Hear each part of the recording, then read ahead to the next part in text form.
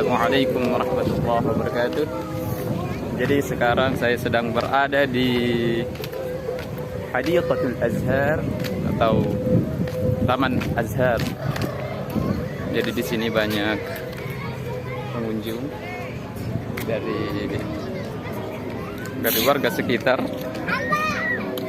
kumpul bersama keluarga, bersama teman-teman dan lain sebagainya. Dan saya sekarang sedang bersama Ustadzna Al-Ustadz Utsman. Oke, bismillahirrahmanirrahim. Jadi pada kesempatan kali ini saya dan saudara saya Utsman Afendi akan melanjutkan muzakarah kita bersama, yang mana kita memuzakarahkan kitab dari karangan Syekh Ahmad bin Muhammad bin Ahmad bin Hamid Al-Adawi Al-Azhari Al-Maliki Al-Imam Al-Jardir dalam karangan kitabnya Al-Qaridatul Bahiyah. Nah, namun sebelum kita melanjutkan pengajian muzakarah kita, saya mungkin bisa meminta kepada saudara Utsman untuk mungkin kembali menyimpulkan muzakarah kita yang telah lalu, muzakarah kita yang sebelumnya. Sini di matan beliau mengatakan aqsamu hukmil aqli la mahala yal wujub thumma istihala thumma jawazu thalithul aqsam fafamu nihtalazzatan afham. Pintu atau gerbang utama untuk mempelajari ilmu tauhid itu adalah menguasai hukum akal. Iya. Nah, hukum akal itu sebagaimana dikatakan dalam matan ada 3: wajib, mustahil, sama jawaz atau mungkin. Jadi ini yang perlu dipahami, yang 3. Yang perlu dipahami ini 3. Untuk memahami, untuk masuk ke dalam ilmu tauhid, kita perlu memahami hukum akal terlebih dahulu. Sebagaimana yang beliau katakan, fafham, maka pahamilah hukum akal itu. Munihtalazzatan afhami, maka kamu akan diberikan kelezatan dalam memahami, dalam segala memahami apapun itu. Kita menguasai hukum akal. Karena terkadang yang terjadi itu kita tidak bisa membedakan apa yang namanya hukum akal dan hukum adat atau urf. Seperti misalnya saya mengatakan saya Utsman yang rajin tidur, yang suka main-main saja, Masya Allah tawabunya, suka nonton drakor, suka dengerin musik, suka main bola, belajarnya cuma berapa jam, itu pun per minggu 7 jam per hari. Terus tiba-tiba saya mengatakan bahwa besok saya menjadi Syekh Azhar.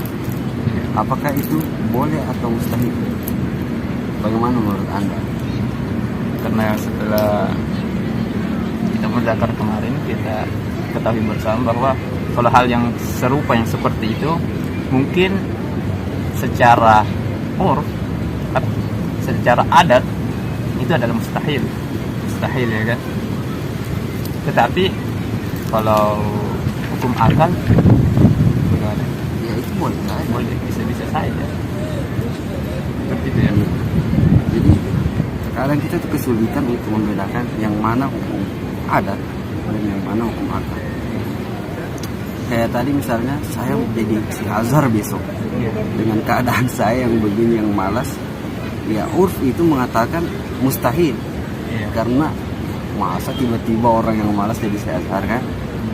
Ya lagi langsung besok. Ya langsung besok lagi.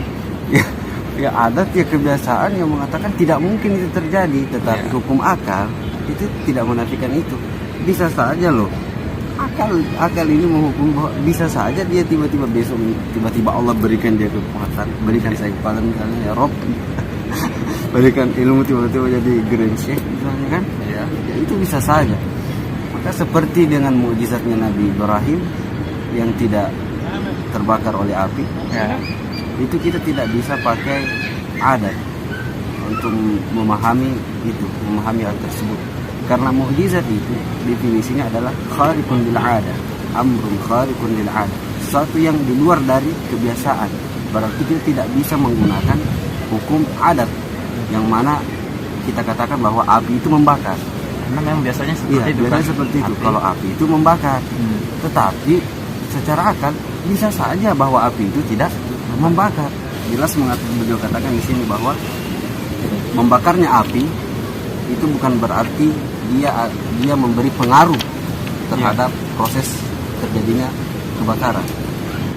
Karena di sini disebutkan juga tujuan dari adat itu, hukum adat itu ar-rabta bainal amrayn. Jadi cuma penghubung di antara dua.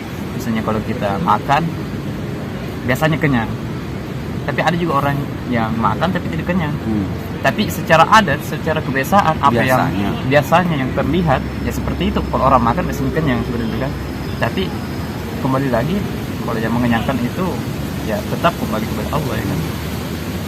Hukum apa? Hukum adat. Sebagai amrin munafis ma'ani. Ma'a tikrar, ma'a biwasitati tikrar ala his.